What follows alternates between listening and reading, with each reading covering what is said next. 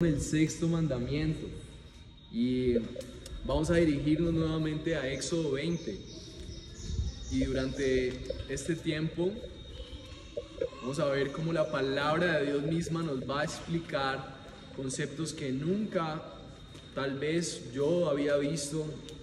Me imagino que para ustedes también será nuevo en algunos aspectos. Así que permitamos que el Señor nos sorprenda y que este sea un tiempo de mucha evaluación en nuestra vida, pero también mucho dinamismo por lo que Jesús ha hecho por nosotros, a pesar de nosotros. Entonces, en Éxodo, capítulo 20,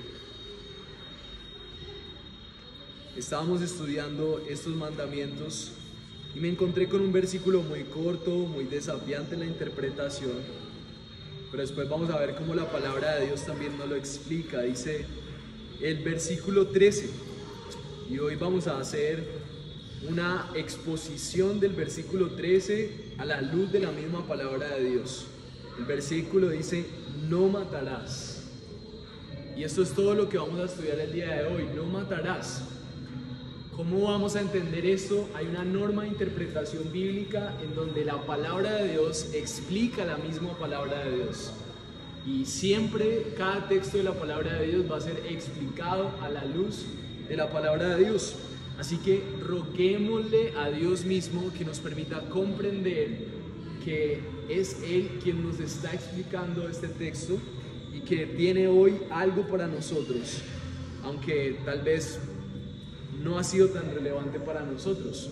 Oremos y pidámosle que a la luz de su palabra podamos aplicar a nuestras vidas lo que Él tiene para nosotros hoy.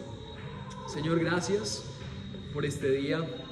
Gracias porque tu palabra es poderosa para transformar y para llamar a aquellos que han de ser salvos y conforme a tus propósitos.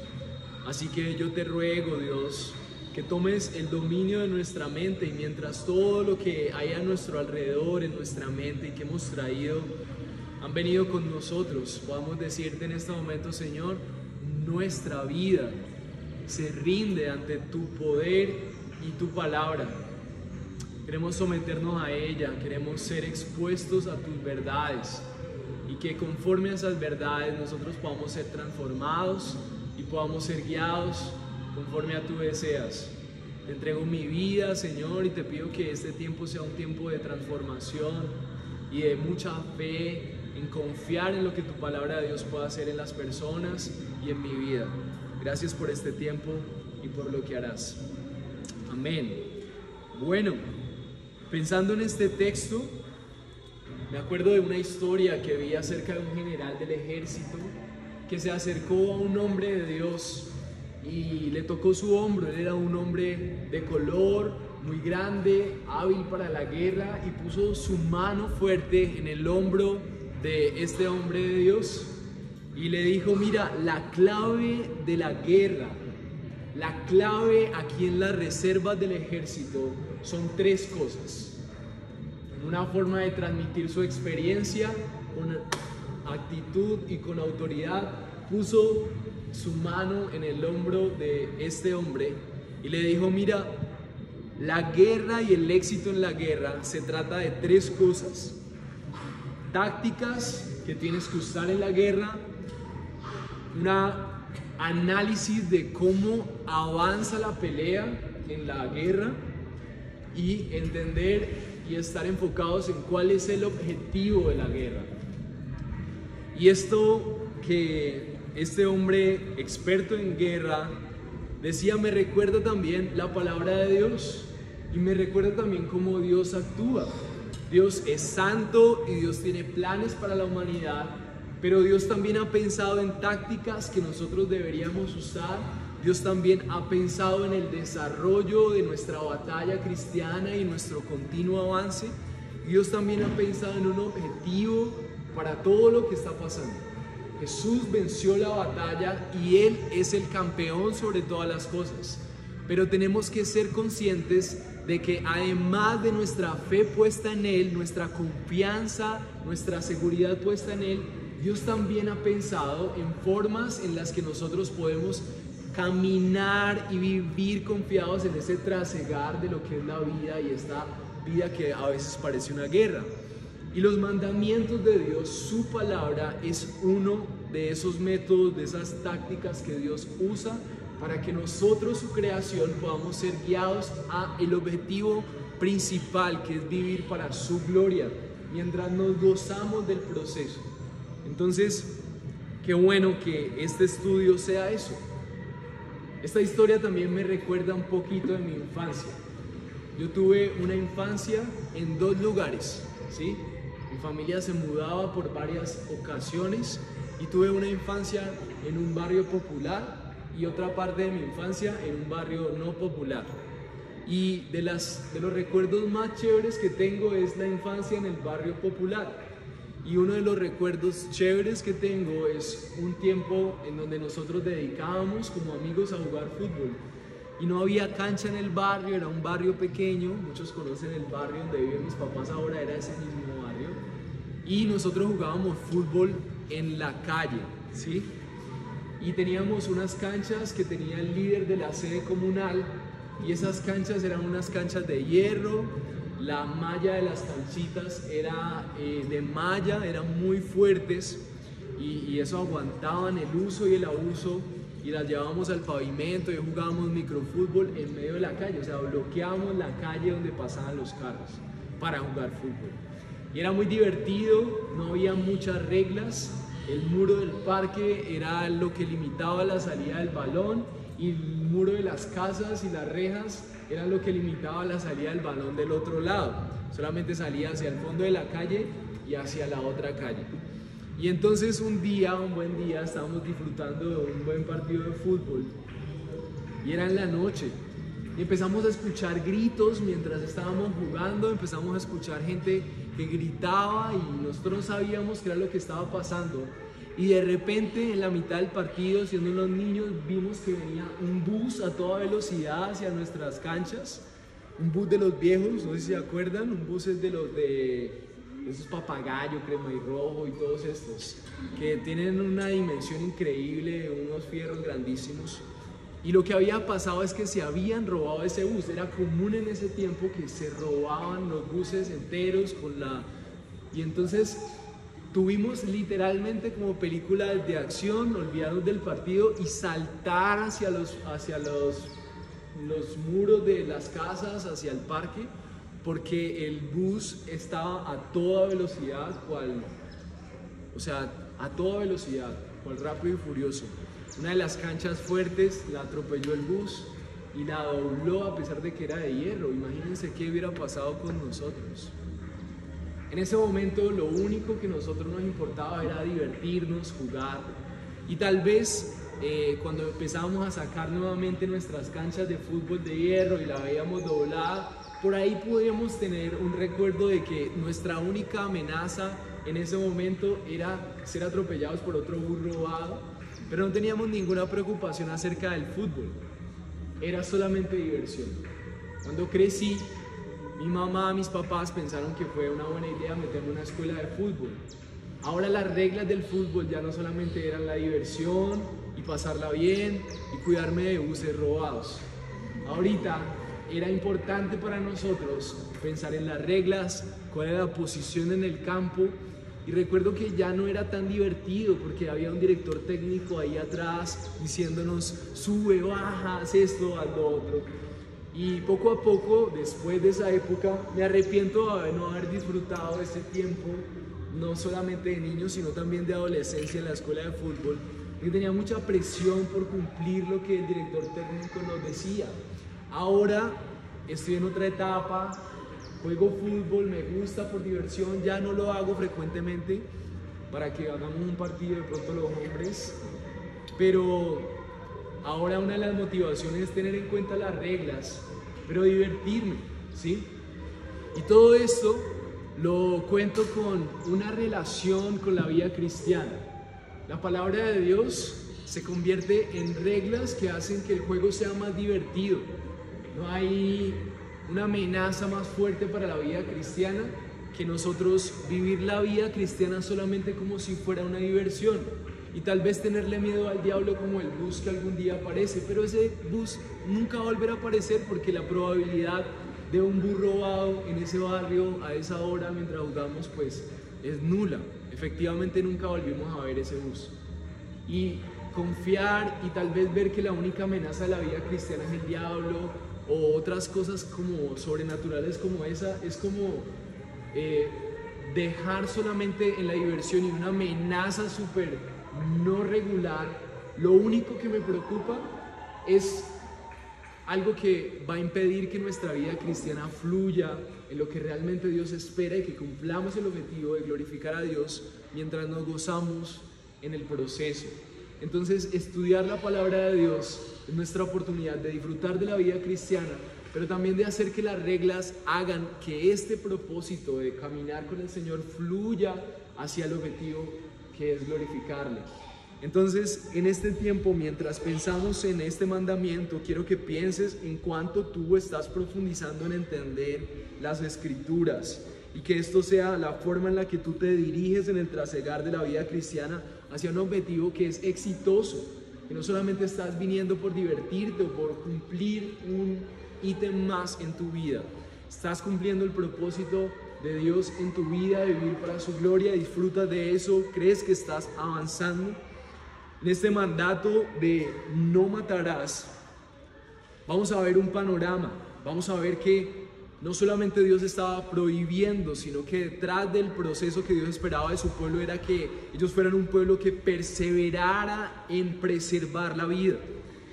Estamos en un contexto y en ese momento también vemos una realidad que se conecta con nuestra realidad en que nosotros, en lugar de preservar la vida, somos parte de esos que la quitan, como si nosotros fuéramos aquellos que no cumplimos con ese mandamiento de no matarás, como si fuéramos asesinos de la vida misma.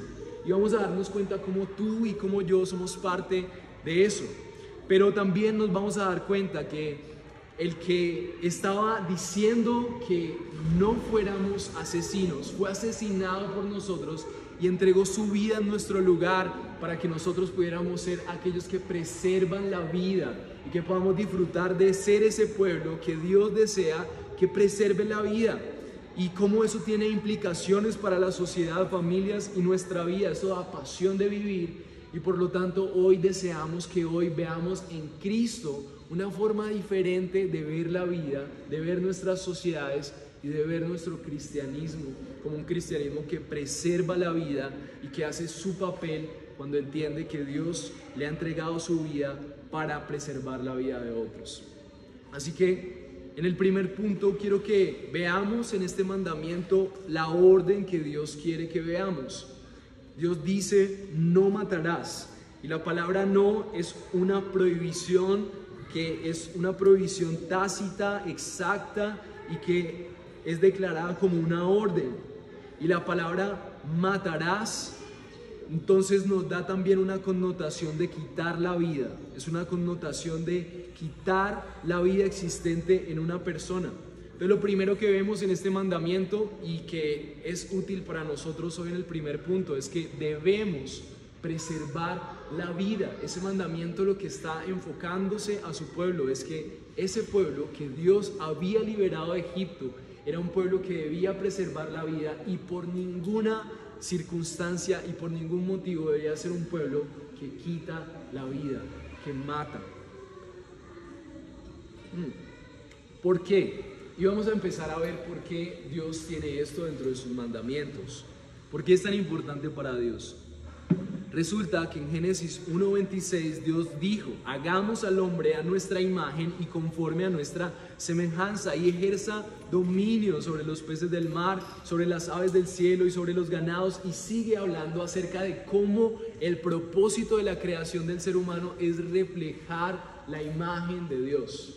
Entonces, cuando hablamos de el por qué es importante preservar la vida del ser humano, en primera medida tenemos que la importancia de la existencia humana acude a que el ser humano fue diseñado para la gloria de Dios y que cada ser humano debería reflejar eso, la gloria de Dios, y cumplir con sus propósitos. Génesis 9:6 dice: el que derrame sangre de hombre, Por el hombre su sangre será derramada, porque a imagen de Dios hizo el hombre.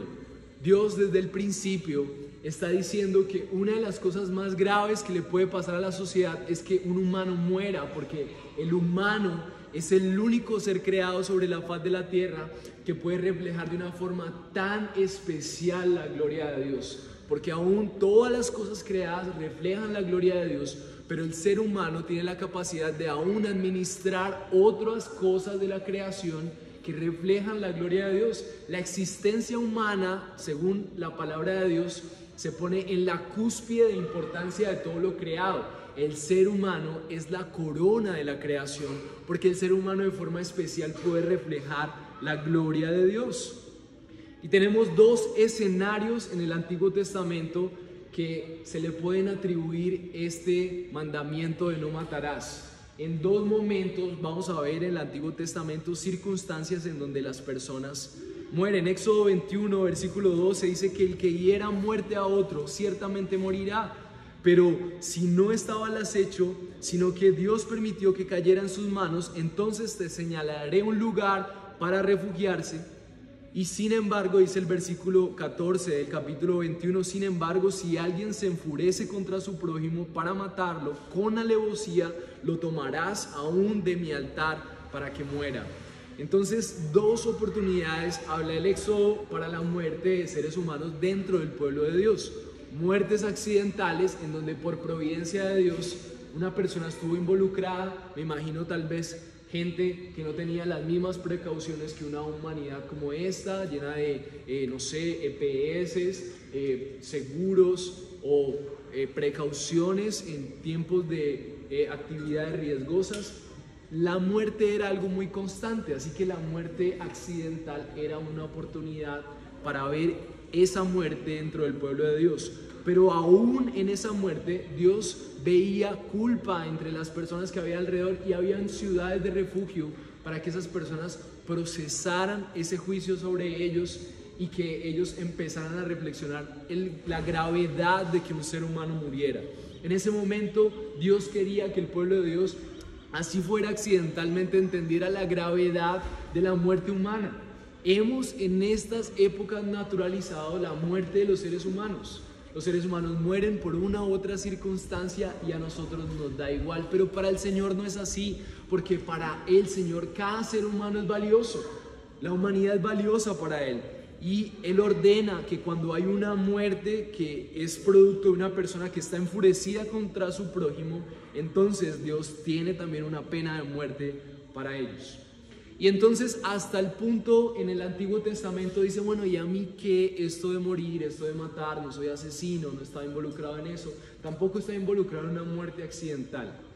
Hasta ese momento ninguno de nosotros tal vez hemos estado involucrados, pero por gracia el Señor Jesús hace una conexión en el Sermón del Monte con este mandamiento para involucrarnos a ti y a mí en este mandamiento. El Sermón del Monte es increíble porque el Sermón del Monte es una expresión de lo que deberían ser los valores que hay en los ciudadanos del reino de Dios. ¿Cuáles deberían ser las características? Bienaventurados los humildes, bienaventurados los mansos, características del carácter del pueblo de Dios. Y después de que el Señor a través de Jesús empieza a explicar las bienaventuranzas, directamente lo que sigue para Él empezar a mostrarle al pueblo judío y a sus discípulos que se encontraban en ese monte, empieza a hacer una conexión justo con este mandamiento. La pregunta por la cual nosotros tenemos que cuestionarnos, ¿por qué Jesús, después de hablar de cuáles deberían ser las características de su pueblo, hace una conexión con un mandamiento que para ellos era irrelevante y para nosotros hoy también puede ser irrelevante? Porque solamente el Señor Jesús, solamente Él que es Dios, sabe realmente lo que eso significa. Y entonces el Señor Jesús dice en el Sermón del Monte, esto está en Mateo 5, versículo 21. Mateo 5, versículo 21. Vamos a estar viendo también mucho Mateo porque esta porción era muy corta y las Escrituras nos van a enseñar qué significa este mandamiento de no matarás para el Señor y cómo eso tiene realidad para nosotros hoy. Mateo 5, versículo 21, dice: ustedes han oído que se dijo a los antepasados, no matarás, y cualquiera que cometa homicidio será culpable ante la corte. Pero yo les digo que todo aquel que esté enojado con su hermano será culpable ante la corte, y cualquiera que diga insensato a su hermano será culpable ante la corte suprema.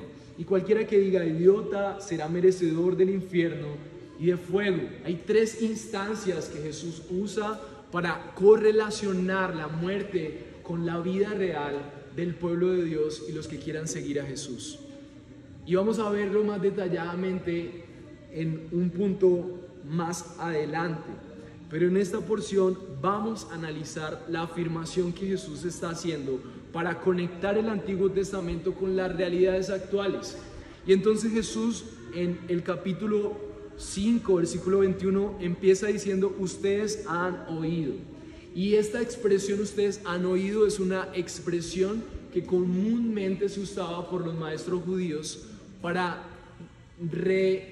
redefinir algo que se había enseñado, para darle la definición correcta a las cosas. Entonces Jesús, cuando abre esta enseñanza y entonces dice: ustedes han oído, o sea, también para nosotros Jesús está enseñando. Tú ahí donde estás, seguramente has tenido oportunidades donde has oído que está mal matar. Has oído que en la Biblia hay un mandamiento que prohíbe que matemos. Y entonces Jesús dice: está bien que tú hayas oído. Y dice: ustedes han oído que se dijo a los antepasados, no matarás. Y cualquiera que cometa homicidio será culpable ante la corte. Dios está trayendo a través de la vida de Jesús el recordatorio de ese mandamiento de no matarás. Y en este momento va a redefinirlo. Así que quiero que prestes mucha atención, porque ese mandamiento que has escuchado por tiempos atrás va a ser la herramienta de Jesús, y hoy es la herramienta de Jesús para ayudarte a comprender si, al igual que el pueblo judío, al igual que los discípulos de Jesús, hemos visto los mandamientos como simplemente tradición y no como una manera de ver si realmente somos seguidores de Jesús y somos parte del pueblo de Dios. Dios va a usar este mandamiento para eso, y espero que tu vida también pueda ser evaluada a la luz de esto. Entonces Jesús en el versículo 22 nos trae la conexión útil para hoy diciendo: pero yo les digo que todo aquel que esté enojado con su hermano será culpable ante la corte, y cualquiera que diga insensato a su hermano será culpable ante la corte suprema. De cualquiera que diga idiota será merecedor del infierno de fuego. Entonces, cuando él dice pero, hace una conexión. Ustedes han escuchado que este es el mandamiento, pero yo les voy a explicar realmente lo que significa ese mandamiento. No solamente se trata de una prohibición, no solamente se trata de no matar, se trata de cuál es nuestra intención como pueblo de Dios, de preservar nuestras relaciones, de preservar la vida. Dios no quería solamente un pueblo que dejara de matar y asesinar a los otros. Esa era la última instancia. Jesús nos enseña que nosotros tenemos una tendencia a aplicar los mandamientos, a aplicar la Biblia a nuestra manera y con aplicaciones que nosotros no tengamos mucho que ver. Jesús dice que no matar es una relación con nuestras relaciones.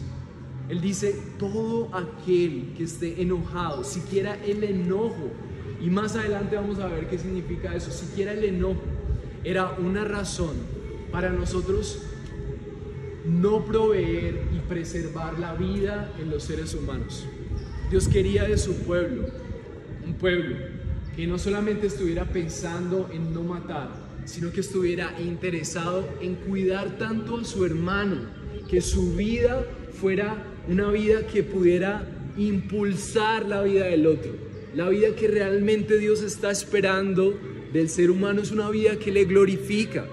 Cuando tú glorificas a Dios, cuando tú representas lo que Dios es, en lugar de odiar a tu hermano, cuando peca contra ti, tú le amas. Y por eso Jesús, antes de enseñar esto, Él está diciendo a sus discípulos, le está diciendo a la multitud que le sigue: si su justicia no es una justicia mayor que la de los fariseos, ustedes no entrarán al reino de los cielos. Cada vez que nosotros tomamos el mandamiento no matar como simplemente decir, yo no mato, entonces eso no es para mí, estamos equivocados, mis hermanos. Lo que Dios quiere es ver a un pueblo que en lugar de odiar a las personas que le rodean, en lugar de ofender, en lugar de despreciar, en lugar de no comprometerse, en lugar de todas las cosas que no aportan vida, Dios espera un pueblo que en lugar de llenarse de rencor, es un pueblo que ama, es un pueblo que aún está dispuesto a amar a sus enemigos. Entonces el mandamiento de no matar es la total oposición de lo que Dios espera de su pueblo, que es un pueblo que promueva la vida.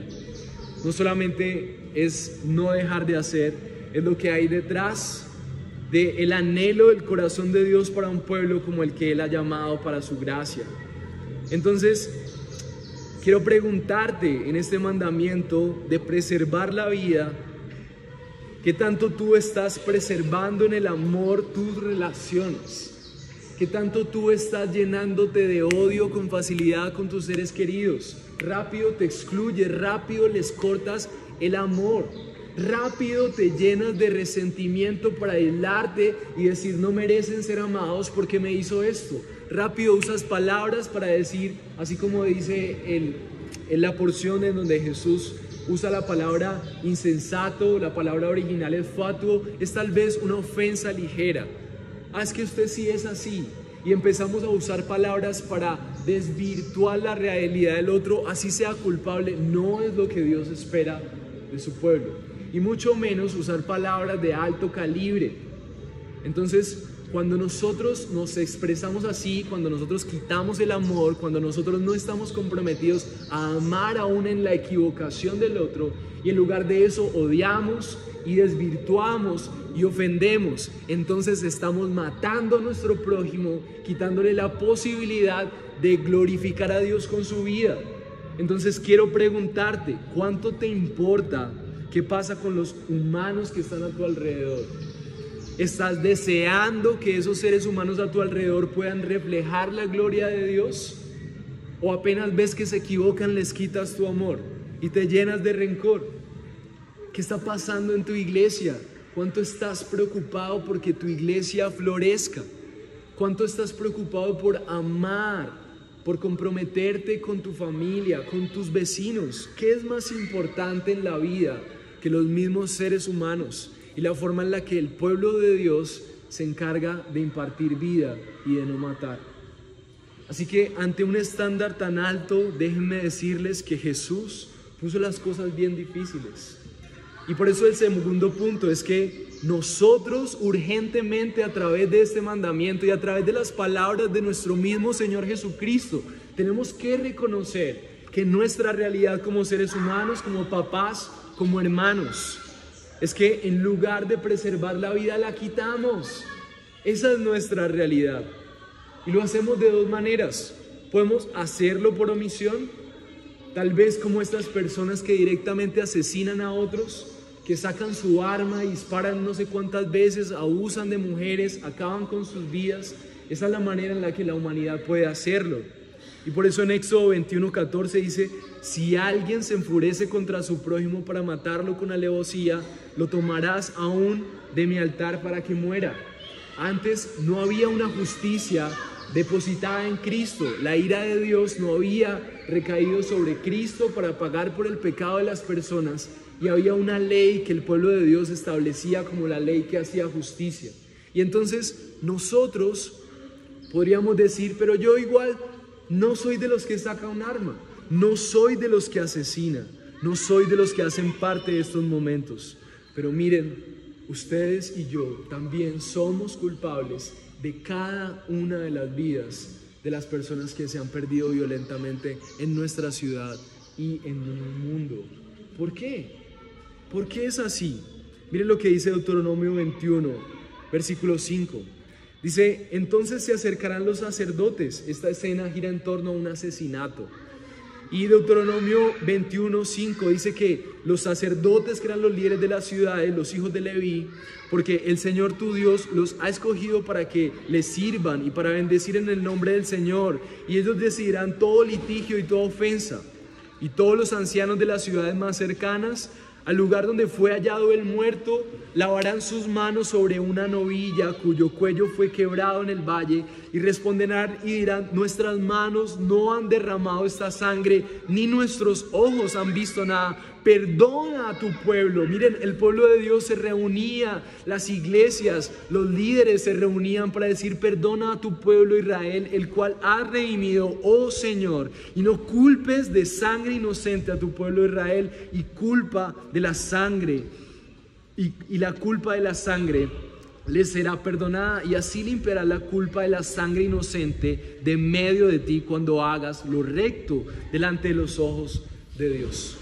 Este evento que el pueblo de Dios hacía para dolerse por cada muerto aún cerca de sus ciudades fue un evento narrado en el asesinato de una persona que no sabían ni de qué ciudad era.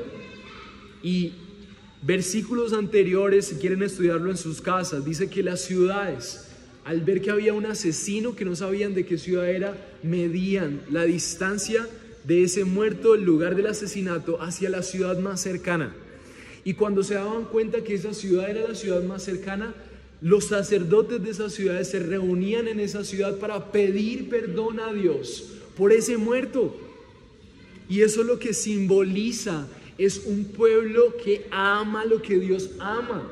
Dios ama la vida del ser humano y lo creó para su gloria. Nosotros no podemos vivir en una ciudad tan violenta como esta, mientras nos da igual cómo los seres humanos mueren.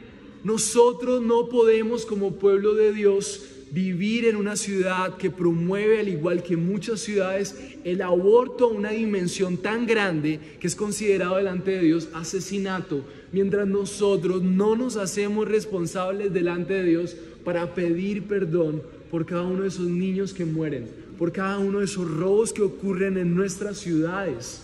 El pueblo de Dios es un pueblo que gobierna junto a su rey, que ama a su rey y que por lo tanto se declara culpable de no haber transmitido a esas personas. Señor, perdónanos, porque nuestra influencia todavía no ha sido tal como para llegar a las familias de esos chicos, de esos jóvenes que son los protagonistas de la violencia en nuestra ciudad. Así que nunca jamás mirarás más esta orden de no matar como si tú fueras excluido de ella. Si tú eres pueblo de Dios, entonces te preocupa quién muere, te preocupa la violencia de tu ciudad. ¿Habías pedido perdón por tu ciudad? ¿Te duele ver la violencia de lo que está pasando a nuestro alrededor? Eres responsable de los robos, de la corrupción, de la degradación sexual. Eres el pueblo de Dios. Eres lo que va a reflejar su santidad. Entonces, una parte es la omisión, pero aún en la omisión, como pueblo de Dios, somos representantes de su gloria y somos responsables. La vida cristiana no se trata solamente de ti. Tal vez hoy sea el día en donde tú tengas que reconocer que la vida cristiana que has aprendido ha sido una vida cristiana que solamente se trata de cómo Dios soluciona tus problemas. Si alguien muere en tu familia, entonces Dios debe estar ahí. Pero si alguien injustamente muere en la ciudad y si hay violencia en tu ciudad, entonces Dios que los juzgue. Pero yo no soy responsable de lo que pasa ahí. ¿Sí me hago entender? Mis hermanos, necesitamos ser un pueblo que ama lo que Dios ama. Y Dios ama a lo que creó. Y Dios quiere usar a su pueblo para que intervenga e interceda por ellos. Otra forma en la que somos culpables también en este mandamiento es la tergiversación social, que le ha dado un nuevo orden a los mandamientos. Y eso es lo que le pasaba a las personas que oían a Jesús en estas condiciones, en este momento en donde Jesús proclamaba lo que realmente significaba la ley. Entonces Jesús estaba tratando de redefinir para esas personas lo que significaban los mandamientos. No estábamos hablando de gente gentil, no estamos hablando de gente que no sabía qué significaba Dios ni la palabra de Dios. El sermón del monte es un sermón predicado a judíos que se sabían los mandamientos de memoria. El sermón del monte es un sermón predicado a discípulos que estaban cerca de Jesús. Y lo que hoy quiero que te des cuenta es que este tiempo donde la palabra de Dios sigue siendo predicada hay una gran necesidad de que en tu mente haya una correcta interpretación de cada uno de los mandamientos. Y así como el general se cumpla el propósito de Dios en tu vida, pero a través de las tácticas de Dios, en donde tú usas la palabra de Dios para entender que la vida cristiana se trata de lo que Dios espera en su palabra. Si tú no conoces su palabra, no conoces el verdadero sentido de ella, va a ser difícil que tú puedas vivir el cumplimiento de ese objetivo del Señor en tu vida. Así que la tergiversación social, dice en Éxodo 21:13, nos da una luz de lo que puede ser aplicado a nuestra vida hoy. Dice, pero si no estaba al acecho, sino que Dios permitió que cayera en sus manos, entonces yo le enseñaré un lugar donde pueda refugiarse. Entonces, este versículo lo que nos ayuda a entender es que muchas veces, aún indirectamente, estamos siendo parte de muertes de la humanidad, de no reflejos de la gloria de Dios en la vida de la gente, cuando nosotros, aún por omisión, somos parte de la muerte de otros seres humanos. ¿Y cómo esto se vivía en ese tiempo? Bueno, las personas eran excomulgadas a otra ciudad en donde pudieran reflexionar y donde pudieran ser refugiados de la justicia por la muerte de esa persona. Porque ese acto, aún siendo parte de eso, les hacía no pertenecientes al propósito de Dios para ellos. Y lo que aplicamos para el día de hoy es que nosotros, sin darnos cuenta, indirectamente, hacemos parte también de esa muerte que la sociedad está dando también a la humanidad. Y aquí es donde vamos a ver cómo Jesús lo conecta, cómo Jesús hace que nosotros podamos ver que nosotros muchas veces nos hemos creído cristianos, pero hemos aplicado la norma de Dios a unas cosas, pero otras cosas no queremos saber.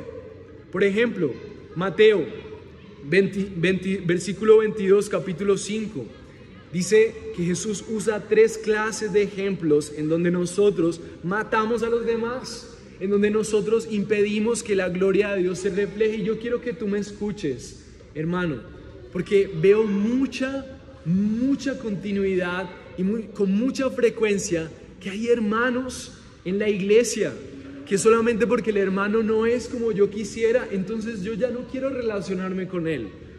Hay gente diciendo que es cristiana y en sus hogares, cuando la persona peca contra él, entonces cree que tiene el derecho de reservar su odio con esa persona y llenarse de rencor y aislarse. Pero ¿saben por qué Jesús está enseñando esto? Porque lo que Él les está diciendo a todos sus discípulos y a ese pueblo judío que ha creído que ama al Señor es que ellos necesitan urgentemente despertar a lo que realmente significa ser el pueblo de Dios. Si tu justicia, hermano y hermano, no está por encima de la justicia de los fariseos, no entraremos al reino de Dios. Seguir a Jesús, mis hermanos, es amar a los enemigos. Seguir a Jesús no solamente es dejar de matar, seguir a Jesús es preservar la vida aunque el otro esté atentando contra mí. El versículo 22 dice, pero yo les digo, o sea, no es lo que ustedes han creído, la forma en la que ustedes se están relacionando con sus familias y entre ustedes está mostrando que ustedes no son parte de mi reino. Y tú hoy urgentemente necesitas ver cómo estás aplicando eso de que dices que eres cristiano. Entonces el Señor Jesús yo les digo que todo aquel que esté enojado con su hermano será culpable ante la corte. Para ellos era muy eficaz que si alguien mataba a la corte, que eran los religiosos, le juzgaban. Pero Él estaba diciendo, miren, no es suficiente esa manifestación. No es suficiente esa forma de justicia. Lo que Jesús está diciendo es que ese odio, en su palabra original, es un rencor premeditado. O sea, Él estaba viendo que había gente que cumplía muy bien esos mandamientos, pero que en su corazón, cuando ellos tenían una razón para llenarse de rencor, entonces premeditadamente ellos endurecían su corazón contra otros. Y entonces creían que porque la palabra de Dios en otras ocasiones, por ejemplo en el Antiguo Testamento, habla de una justicia de si alguien pierde un ojo, que el otro pierda un ojo, la ley del talión que hemos escuchado, ojo por ojo, diente por diente, eso está en las Escrituras. pero fue escrito para que el pueblo de Dios tuviera una justicia que no tenían. Ellos no tenían constitución, no tenían leyes, no tenían abogados. Había una ley divina. Y entonces todo esto se pensó como una forma de hacer justicia para el que hacía daño al otro. Pero los religiosos tergiversaron la ley y entonces ellos creían que se podía aplicar justicia contra el hermano cuando no era lo que ellos esperaban. Ellos creían que se podía odiar al enemigo y entonces odiaban a los que no eran judíos. ¿En qué momento pasó esto? Cuando ellos dejaron de entender el Dios que tenían y solamente pusieron su mirada en la religiosidad. Mi hermano, si tú hoy, el día de hoy, crees que tienes el mínimo derecho solamente porque alguien no es como tú crees, solamente porque alguien te hizo daño, a premeditadamente guardar rencor en tu corazón, entonces tú no te pareces al Dios que está en las Escrituras. Y lo que está diciendo Jesús es que eres culpable de asesinato por decidir premeditadamente guardar rencor contra otro hermano. En el reino de Dios no hay odio. ¿Ven la dimensión? No somos nadie para guardar rencor contra alguien. No importa cuánto daño te hayan hecho. El Jesús que conocemos fue un Jesús que vino a morir por aquellos que le transgredieron. ¿Quién eres tú para quitarle el amor a alguien porque no es como tú esperas? Jesús sigue exponiendo, mucho menos un insulto menor.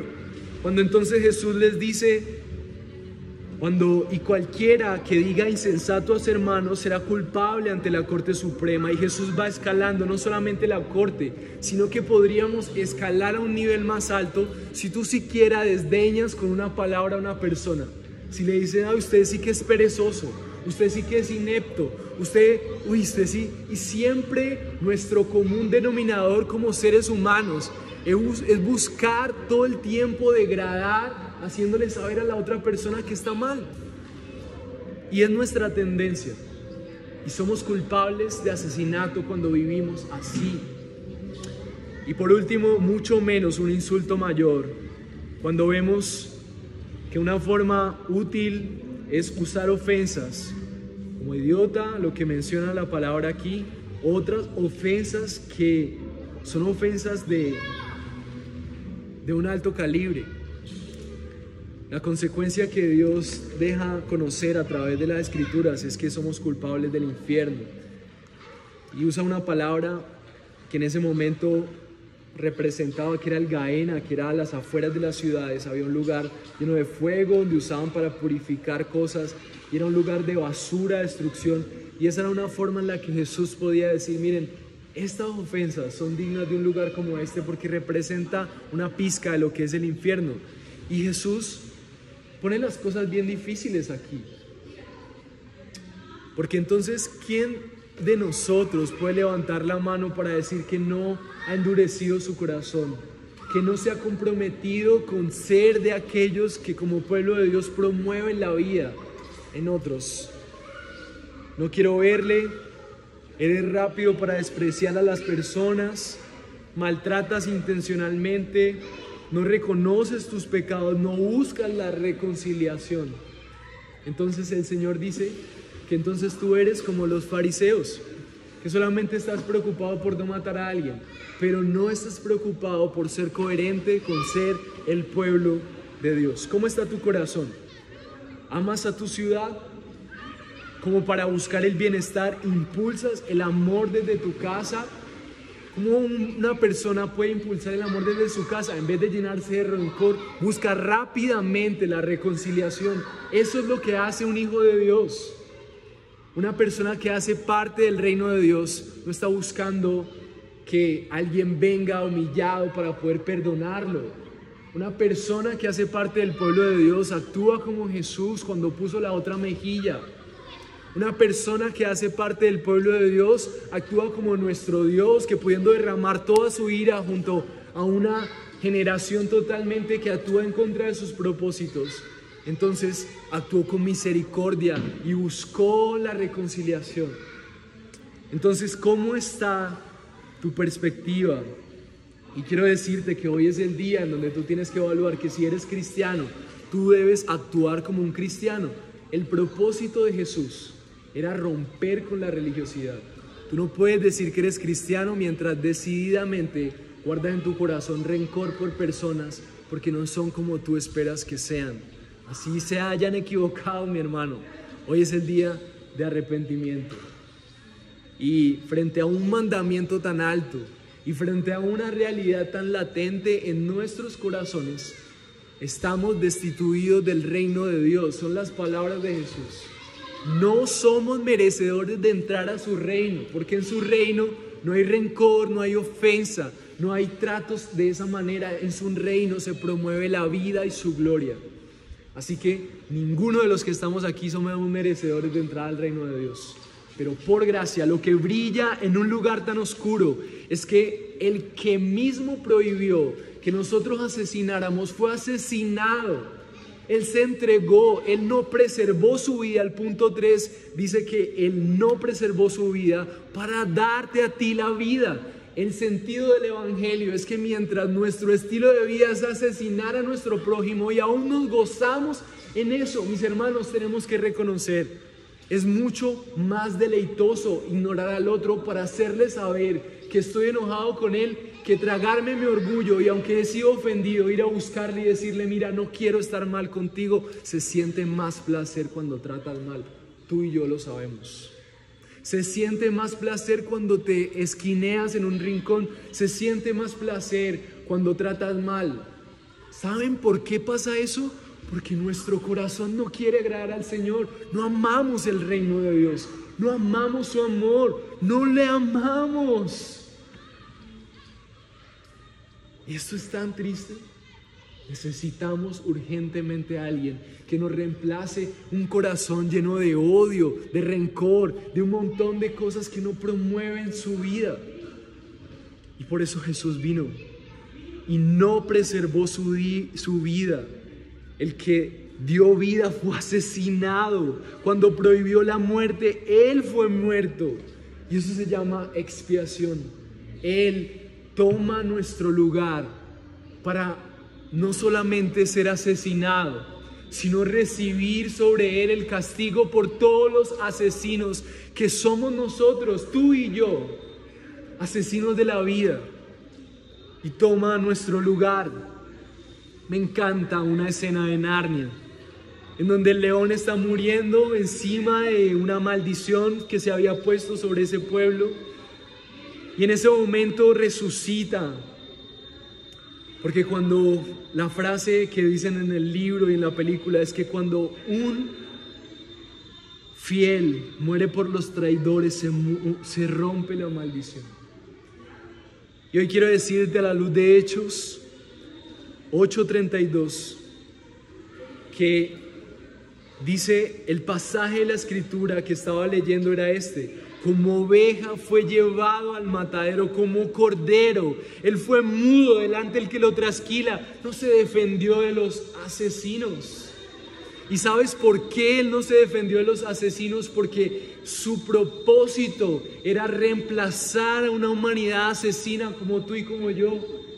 Isaías 56 dice: ofrecí mi espalda a los que me herían y mis mejillas a los que arrancaban mi barba. No escondí mi rostro de las injurias y salivazos. El Dios del universo no se guardó con su odio en el cielo. Él vino a tomar tu lugar. No eres nadie para llenarte de rencor con nadie, porque todos son iguales de pecadores que tú. Pero el que no tenía mancha vino a ser escupido y a poner su rostro y a decir: latiguéme, porque quiero recibir la culpa de ellos. Quiero que conozcan lo que realmente significa ser parte de mi reino. Quiero que conozcan lo que significa el amor. ¿Por qué te llenas de rencor con otro hermano? ¿Por qué rechazas a otro? Porque simplemente peca diferente a ti. ¿Por qué no te comprometes con tu iglesia a dar vida en el único lugar en donde tenemos la respuesta? Gálatas 1:4 dice: y Él mismo se dio por nuestros pecados para librarnos de este presente siglo malo conforme a la voluntad de nuestro Dios y Padre. ¿Saben cuál es la representación del presente siglo malo? Lo peor que le puede pasar a esta humanidad es que los cristianos actúen igual que la gente que no tiene a Cristo. El presente siglo malo es un mundo en donde el reino de Dios representado en su pueblo ya no influencia nada. Y es normal que aún entre cristianos y que los cristianos guarden rencor, creyéndose dioses con derecho a odiar y a menospreciar a las otras personas, en vez de buscar reconciliación, en vez de buscar cómo el amor y el valor de la misericordia y la gracia que representa nuestro buen Padre tenga lugar. Y es por eso que nosotros ponemos nuestra confianza en Jesús, porque Gálatas 1:4 dice que Él mismo, Él tuvo que venir a solucionar ese problema dándose por nuestros pecados. Él toma nuestro lugar y entonces cuando Él toma nuestro lugar hay una bandera de victoria que se levanta, porque Él dice, para librarnos de este presente siglo malo, su vida llena de gracia, llena de misericordia con los asesinos, con los traidores, con los rencorosos, es puesta en su lugar. Y entonces Él vence y demuestra que la humanidad bajo el poder del Dios lleno de gracia y misericordia tiene esperanza. Este mundo tiene esperanza. Vamos a ir de mal en peor, pero Dios va a actuar en un remanente fiel y va a actuar a través de tu vida si tú pones tu confianza en que Jesús te liberó de tu rencor. Puedes perdonar al que te ofende. Puedes buscar reconciliación aun cuando te ofendieron, porque si pones tu confianza en Jesús, el Jesús que puso su espalda cuando era inocente habita en ti. Y entonces por la confianza y el poder que Él tuvo, tú puedes ir a buscar reconciliación, porque más que demostrar tu orgullo, te interesa representar los valores del Rey que te ha perdonado por gracia. Y estás tan agradecido con Jesús y con lo que ha hecho que tu vida se convierte en una plataforma de gracia, en una plataforma de perdón, en una plataforma de esperanza, en una plataforma en donde tú puedes ver a la gente no como gente terrible, sino como prospectos, instrumentos para reflejar la gloria de Dios. Todos los seres humanos son valiosos. Todos los seres humanos son hermosos, porque pueden reflejar la gloria de Dios. Solamente les hace falta reconocer su pecado, reconocer su corazón asesino y entender que su esperanza es Cristo. Romanos 8:25 dice que fue entregado por causa de nuestras transgresiones y resucitado para nuestra justificación. No somos culpables de ese asesinato con nuestra vida, con nuestras ofensas, porque alguien ya pagó. Pero su resurrección nos deja un camino libre para vivir como Él vivió. Así que por último, cuando Él mismo ordenó no matar, pero fue muerto en manos de su creación, cuando el pecado acabó con su existencia humana y la muerte de Cristo llegó a su momento, la misma muerte fue transformada en vida para los que tienen fe. Así que tú hoy puedes aferrarte a que cada vez que decides llenarte de rencor contra otra persona, esa no es tu identidad, mi hermano. Tu identidad es la identidad de Cristo, que puede poner la otra mejilla para buscar la redención en esa persona que está atada a muchas de sus rencores y sus cosas. Mira con misericordia a esa persona y actúa como Cristo, así parezca injusto. Te va a costar todo, pero va a significar que tú vas a reflejar la gloria de Dios, no matando, sino preservando la vida. Tu tiempo, tu vida, tus recursos, por ver la verdad en tu familia, en tu iglesia, en tu ciudad. Ama la vida de Jesús en ti, gózate al saber que eres ofendido, pero que puedes ir a buscar perdón. Ahí hay gozo, porque cuando tú hagas eso, vas a tener la garantía de que Jesús realmente está viviendo en ti. No solamente cuando tú ames a los que te aman, no solamente cuando tú no mates, cuando tú vivas la vida de Jesús en ti, cuando tú ames a tus enemigos, cuando alguien te ofenda y tú seas el que busque la reconciliación, entonces tendrás la certeza de que Jesús habita en ti, porque solamente un ser humano ha hecho sobre la faz de la tierra eso, y es Cristo nuestro Salvador glorioso, lleno de gracia y de misericordia. Así que has puesto tu confianza en Jesús, entonces pon tu confianza en los tiempos de conflicto con otras personas en Él. Y si tu poder para reconciliarte no lo ves, es porque hace falta que Cristo crezca en tu vida. Y si tú siempre que actúan mal contra ti y siempre que tú ves que alguien no es lo que tú esperas, tú te llenas de rencor, entonces ponle cuidado a tu salvación. Porque Cristo, el Salvador que conocemos y el que habita en los que creen en Él, es un Salvador que siempre da más gracia que justicia, siempre ha dado misericordia, y tú no eres nadie para endurecer tu corazón. Hoy puede ser el día en donde, a la luz de las mismas palabras de nuestro Señor Jesucristo, tú puedas evaluar si realmente eres un miembro de su pueblo y por gracia abrazar que no necesitas ser perfecto, sino que el que actuó bien, el que fue a buscar reconciliación habita en ti, y el poder de Él para hacerlo habita en ti. Y por último, lo que quiero decirles es que si Jesús preservó tu vida con la suya, tú puedes también entregar tu vida por otros. Si Jesús preservó tu vida con la suya, tú también puedes entregar tu vida por otros. Mi hermano, la evangelización no es solamente una tarea. La evangelización y una persona comprometida con la misión es la muestra de un corazón que entiende cuánto ha costado lo que Jesús ha hecho por él. Una persona comprometida con traer a otros a Jesús es una persona que entiende cuánto costó que Jesús nos atrajera a Él. Así que cuando veamos no matar, piensa en tu orgullo.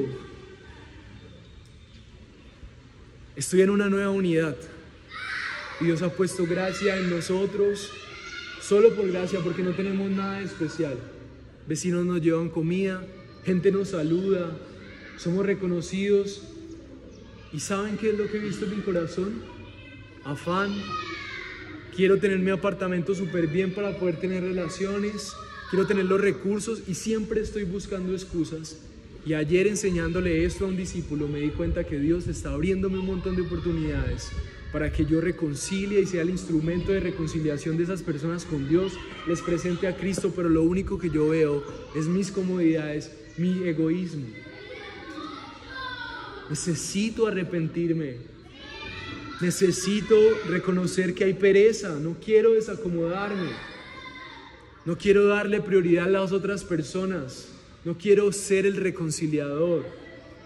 ¿Y cuántas cosas de tu vida podrían ser luz para que hoy tú te des cuenta que estás como los fariseos, como los recaudadores de impuestos, creyendo que eres parte del pueblo de Dios, pero que no estás aplicando su palabra para obedecer, buscar reconciliación, buscar dar vida a otros? Entonces, eres llamado para dar vida. Así que deposita tu confianza en el Jesús que dio vida con su vida, para que hoy tu vida se trate de dar vida a otros, que otros puedan decir: gracias a esta persona mi vida puede reflejar más de la gloria de Dios. Necesitas más tiempo en las Escrituras para entender que cada parte de las Escrituras tiene un sentido aplicado directamente a tu corazón. ¿Cuánto tiempo estás dedicando a las Escrituras? El 2024 no puede ser el año en donde tú pasas meses, semanas, en donde ni siquiera estás seguro si tuviste una relación con Dios. Cuán fácil es para los creyentes engañarse creyendo que entienden las cosas de Dios. No podemos decir que creemos en Jesús mientras nos guardamos en rencor con los demás. No podemos rechazar al hermano en la iglesia porque no es como queremos. Necesitamos ser coherentes con nuestra fe. Necesitamos venir a la iglesia para que nuestros hermanos nos muestren qué pasa con nuestro corazón. Necesitamos comprometernos fielmente a grupos pequeños donde podamos abrir nuestro punto de vista y ser conocidos. Necesitamos ser discipulados personalmente para que nuestro corazón pueda tener las respuestas aplicadas a nuestra realidad, porque van a pasar los años y vamos a ser como esos fariseos creyendo que somos cristianos, pero en realidad estamos actuando aún en contra del reino de Dios. Así que quiero invitarte a abrazar la gracia de Cristo en su vida y a darte cuenta que en este lugar hay un grupo de personas dispuestas para caminar junto a ti en que seamos ese reino de Dios que da vida a una ciudad llena de muerte. Somos llamados a preservar la vida. Tenemos que reconocer que la quitamos, pero hubo uno que no preservó su vida para dártela a ti.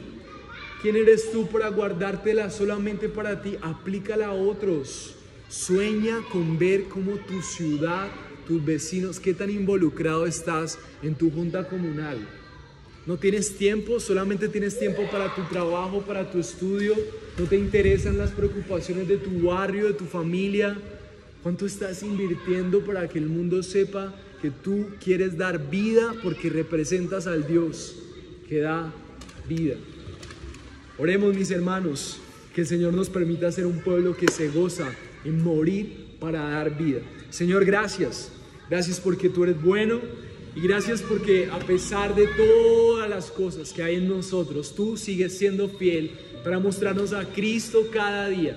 Y por eso en este día de tu resurrección celebramos que nuestra realidad no es lo que nos define. Lo que nos define es tu identidad como Salvador misericordioso, poniendo mejillas, Señor, poniendo tu torso para ser destruido a causa de ver tu gloria en la vida de otros seres humanos. Gracias, Señor, por eso. Celebramos que nuestro corazón asesino no es nuestra identidad, sino tu corazón que fue puesto por el nuestro. Hoy con tu poder avanzamos hacia la vida y terminamos con esta canción celebrando que tú eres en nosotros, que tú eres nuestra realidad, que tú eres nuestra canción, porque nos has reemplazado en la cruz y tu resurrección es nuestra alegría y nuestra victoria, aún en medio de un corazón duro como el que muchas veces tenemos. Gracias, gracias por tu obra y gracias por la gloria que hay en la cruz. Pongámonos de pie y celebremos. Nos hicieron bulla, ahora hagámosla nosotros.